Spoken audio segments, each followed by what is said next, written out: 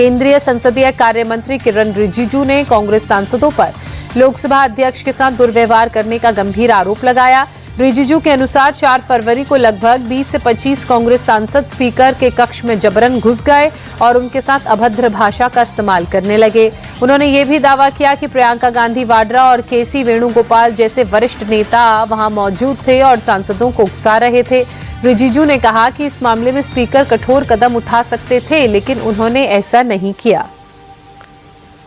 पूर्व army chief Manoj Mukund Naravane की किताब को लेकर घमासान बढ़ता जा रहा है। दिल्ली पुलिस स्पेशल सेल ने एफआईआर दर्ज करने के बाद किताब के पब्लिशर पेंगुइन इंडिया को नोटिस जारी कर पूछताछ में शामिल होने के लिए कहा है।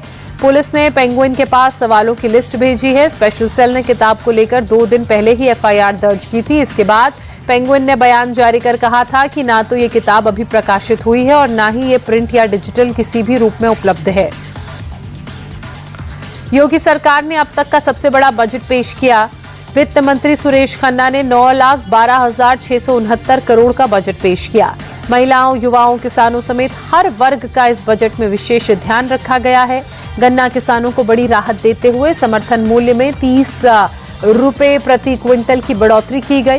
किसानों को मुफ्त बिजली मिलती रहेगी, साथ ही दवाओं के दाम कम किए जाएंगे। युवाओं को रोजगार के लिए ट्रेनिंग सेंटर और डेटा सेंटर उनके लिए बनाए जाएंगे। राजस्थान की वित्त मंत्री दिया कुमारी ने भजनलाल सरकार का तीसरा बजट पेश किया। बजट 21,52,100 करोड़ का है। वित्त मंत्री ने कहा, एनटीए की तर्ज पर स्टेट टेस्टिंग एजेंसी की स्थापना की जाएगी। साथ ही सीएम जल जीवन मिशन योजना के तहत 4,500 करोड़ रुपए खर्च किए जाएंगे। नई सड़कों के निर्माण के लिए 1,800 करोड़ रुपए और हादसों पर लगाम लगाने के लिए 2,000 सीसीटीवी कैमरे लगाने को मंजूरी दी गई है।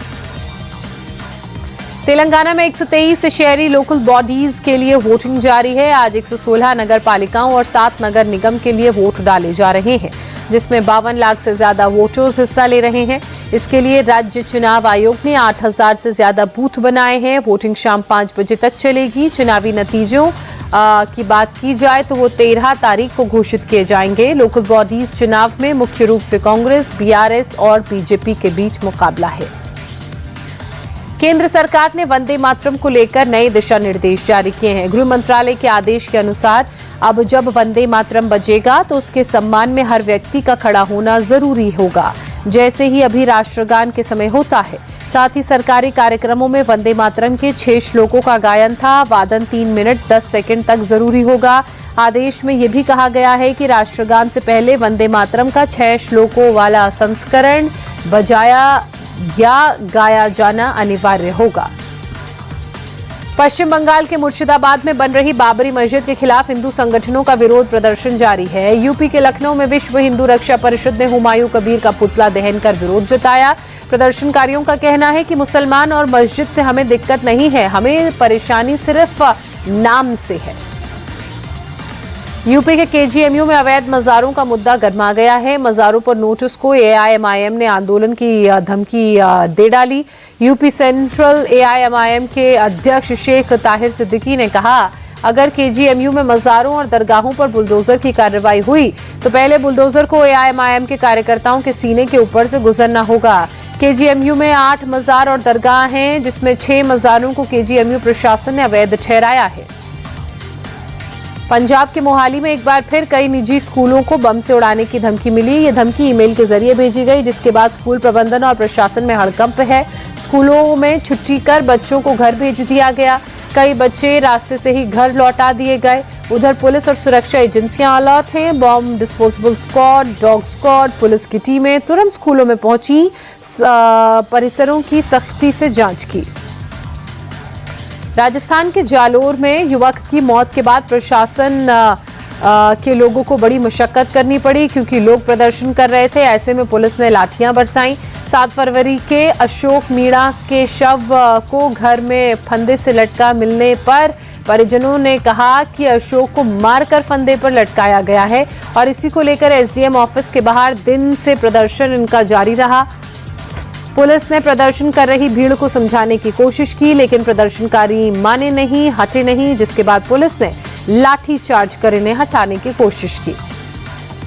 राजस्थान के दौसा में एक बार फिर तेज रफ्तार का कहर नजर आया। कार और ट्रेलर की टक्कर में 6 लोगों की मौत हो गई। दरअसल तेज रफ्तार कार बेकाबू ड्राइवर से टकरा गई, दूसरी लेन में चली गई। इस बीच सामने से आ रहे ट्रेलर से कार की जबरदस्त टक्कर हो गई। टक्कर भी इतनी भीषण कि कार के परखच्चे उड़ गए। हादसे के बाद ट्रेलर में फंसी कार को क्रेन की मदद से अलग किया गया। राजस्थान के श्री गंगानगर में भीषण सड़क हादसे में महिला थाना प्रभारी की मौत हो गई। दरअसल एसएचओ ज्योति नायक पेट्रोलिंग पर थी, तभी दूसरी ओर से तेजी से आ रही रफ्तार से कार ने उनकी गाड़ी को टक्कर मार दी। टक्कर इतनी भीषण कि ज्योति नायक की गाड़ी पलट गई और उनका सिर गाड़ी के नीचे दब गया। सिर में गहरी चोट लगने के कारण ज्योति नायक की मौके पर ही मौत हो गई। और ये जो हादसा हुआ उसमें जिस कार की तस्वीर आप देख रहे हैं वो हरियाणा नंबर की है। दिल्ली में सिस्टम की लापरवाही ने एक शख्स की जिंदगी छीन ली। रोहिणी सेक्टर 32 में सोमवार की शाम बिरजू नाम का शख्स अपने दोस्त के साथ घर जा रहा था, तभी रास्ते में खुले मैनहोल में वो गिर गया। घटना के वक्त चूंकि दोनों नशे में थे तो पता नहीं चला। बाद में जब बिरजू के दोस्त से बिरजू के परिवार वालों ने पूछा तो इसकी जानकारी लगी। 3 घंटे का वक्त मौके पर पहुंची रेस्क्यू टीम को उसके शव को निकालने में लगा। यूपी के भदोही में भूमि विवाद में एक युवक की गोली मारकर हत्या कर दी गई, जबकि 2 लोग घायल हैं। पुलिस ने 3 लोगों को हिरासत में लिया। घटना के बाद से इलाके में अफरा तफरी है। आशीष यादव अपनी जमीन पर बैरिकेडिंग कर रहा था। इसी दौरान वहां 6 से 7 लोग डंडे लाठी लेकर पहुंचे, हमला शुरू कर दिया। आरोपी ने लाइसेंसी रिवॉल्वर निकालकर 3 राउंड फायरिंग तक की, जिसमें एक युवक की मौत हो गई। 3 लोगों को मामले में पुलिस ने हिरासत में लिया है।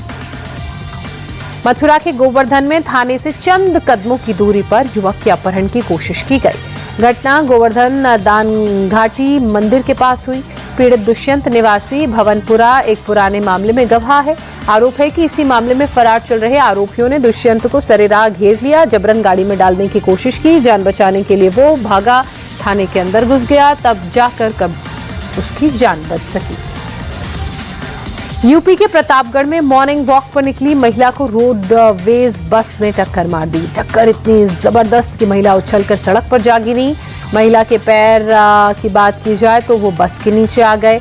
घटना वहां लगे सीसीटीवी में कैद हो गई। बस के पहिए के नीचे आते ही महिला का दाहिना पैर कुचल गया, जिसके बाद डॉक्टर्स को इलाज के दौरान पैर को एम्पुटेट करना पड़ा। यूपी के मुजफ्फरनगर से दिल दहला देने वाला एक वीडियो सामने आया। सीसीटीवी में छोटे बच्चों के साथ स्कूटी पर सवार महिला की स्कूटी सीधे दीवार से जा टकराई। मौके पर खड़े लोगों ने दौड़कर महिला और बच्चे को नाली से निकाला। दीवार से टकराने के चलते बच्चे की हालत नाजुक है। महिला चालक भी घायल है। महिला की लापरवाही का वीडियो इस वक्त सोशल मीडिया में खूब वायरल है। कानपुर में लैम्बोर्गिनी केस में नया वीडियो सामने आया है। वीडियो में साफ दिख रहा है कि कौन झूठ बोल रहा है और कौन सच। वीडियो के सामने आने के बाद शिवम के पिता, वकील और ड्राइवर का झूठ बेनकाब हो गया है। ये वीडियो घटना के तुरंत बाद का है।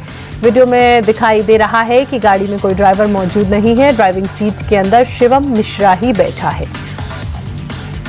यूपी के मैनपुरी में यूपी एसटीएफ ने फर्जी ऑयल रैकेट का भंडाफोड़ किया। पुलिस राधेश्याम और अंकित यादव नाम के 2 लोगों को गिरफ्तार कर चुकी है। कई फर्जी दस्तावेज जब्त किए हैं। पेट्रोल पंप की फ्रेंचाइजी दिलाने के नाम पर ये गैंग लाखों की ठगी को अंजाम दे रहे थे। इन दोनों ने 25 लाख रुपए में पेट्रोल पंप खुलवाने का झांसा देकर पैसे ऐंठे थे। यूपी के कुशीनगर में एक तेज रफ्तार काले रंग की थार ने जमकर तांडव मचाया। पुलिस के रोकने पर थार चालक ने गाड़ी की रफ्तार बढ़ा दी। सामने आने वाले वाहनों को टक्कर मारते हुए भाग निकला। इस दौरान थार ने एक ऑटो में भी टक्कर मारी, जिसमें बैठी एक महिला अपने 2 मुँहे बच्चे को गोद में लेकर चलती गाड़ी से कूदकर किसी तरह से जान बचा पाई। टक्कर के बाद सड़क किनारे खड़ी अन्य कार भी क्षतिग्रस्त हो गई। पूरी घटना सीसीटीवी में कैद हो गई। अहमदाबाद के सुखराम नगर की एक चौल में बालकनी गिर गई। इस हादसे में 15 से 20 लोगों के फंसे होने की आशंका है। रेस्क्यू के लिए मौके पर फायर ब्रिगेड की टीम पहुंची। शुरुआती रिपोर्ट्स के मुताबिक कोई हताहत नहीं हुआ है। टीम के लोग सुरक्षित हैं और जो फंसे हुए हैं उनको निकालने का काम हो रहा है। चौल पहले से ही काफी चूंकि जर्जर थी। बालकनी में अक्सर कई लोग एक साथ खड़े हो जाते थे और ऐसा ही कुछ इस बार हुआ, जिस कारण ये भर भरा कर धराशाही हो गई। गुजरात के अहमदाबाद में कस्टम डिपार्टमेंट को बड़ी कामयाबी हाथ लगी है। कस्टम ने अहमदाबाद एयरपोर्ट से 7 किलो हेरोइन पकड़ी है। साथ ही एक ड्रग तस्कर को भी गिरफ्तार किया है। पकड़ी गई ड्रग्स की कीमत अंतर्राष्ट्रीय बाजार में 30 करोड़ रुपए है। मलेशिया से 26 साबुनों के आकार के बॉक्स और 3 सफेद लिफाफों में छिपाकर ड्रग्स लाई जा रही थी। आरोपी के खिलाफ एनडीपीएस एक्ट के तहत केस दर्ज कर लिया गया है। मुंबई के कालबा देवी इलाके से डीआरआई ने 2 लोगों को 10 करोड़ रुपए के सोने के साथ गिरफ्तार किया। ये लोग स्मगलिंग का सोना पिघलाकर मार्केट में बेचने आए थे। दोनों के पास कागज में लिपटे कुल 5 किलो सोने के बिस्किट मिले। इस सोने की इंटरनेशनल मार्केट में कीमत 10 करोड़ रुपए है। दोनों की निशानदेही पर अधिकारियों ने सोना पिघलवाने वाले एक कटिंग और पॉलिशिंग मशीन भी बरामद की। मुंबई के कुर्ला रेलवे स्टेशन से एक दिल छू लेने वाली और साहस से भरी तस्वीर सामने आई है। 7 फरवरी को इसी तस्वीर में दिख रहा एक बुजुर्ग महिला यात्री चलती ट्रेन से उतरने की कोशिश में अचानक फिसल गई। प्लेटफॉर्म और ट्रेन के बीच गिरने लगी। तभी वहां पर ड्यूटी पर मौजूद रेलकर्मी जॉन पॉल ने अद्भुत सहारा दिया और अद्भुत साहस दिखाते हुए अपनी तत्परता का परिचय दिया और बिना एक पल गवाए महिला को पकड़कर सुरक्षित बाहर खींच लिया। उनकी इस सूझबूझ की वजह से महिला की जान बच गई। पटना के घाट इलाके में पुल के नीचे सुबह पुलिस और कुख्यात अपराधी राजीव कुमार के बीच मुठभेड़ हुई। इस दौरान पुलिस बदमाश राजीव को पकड़ चुके थे और जवाबी फायरिंग में उसके पैर में गोली लग गई, जिससे इलाज के लिए उसे अब अस्पताल में भर्ती कराना पड़ा। बताया जा रहा है कि सूर्या लंबे वक्त से वांटेड था। उसके खिलाफ लूट, डकैती, अवैध हथियार, धोखाधड़ी और शराब तस्करी समेत कई मामले दर्ज थे। मध्य प्रदेश के ग्वालियर में कलश यात्रा के दौरान अचानक भगदड़ मच गई। यात्रा में शामिल एक महिला की मौत हो गई। 8 लोगों की अस्पताल में भर्ती कराया गया, जिनमें से एक की हालत नाजुक है। बीजेपी नेता नरोत्तम मिश्रा नवग्रह मंदिर पर प्राण प्रतिष्ठा का आयोजन करा रहे थे। इसी दौरान अफवाह फैल गई कि कलश वितरण शुरू हो चुका है, जिसके बाद अफरा तफरी मच गई, जिसमें एक महिला की मौत हो गई। गुस्साए परिवार की मौत के बाद महिला का शव रखकर उन्होंने जाम किया। भोपाल के वीआईपी रोड में रसूखदारों के हुड़दंग की तस्वीर दिखी। यहां बीच सड़क पर कार रोककर लोगों ने उत्पात मचाया। इन लोगों ने भोपाल एयरपोर्ट रोड पर भी जानलेवा स्टंट की कोशिश की थी और इसी दौरान सड़क पर लहराती हुई गाड़ियों से दूसरे राहगीरों की सांसें अटका दी। इस क्रम में इन लोगों ने कुछ देर के लिए सड़क पर पूरी तरह से अपना कब्जा कर उत्पात मचाया। टोकने वाला कोई चूंकि था नहीं, तो यहाँ तक कि वहाँ दूर दूर तक पुलिस भी नजर नहीं आई।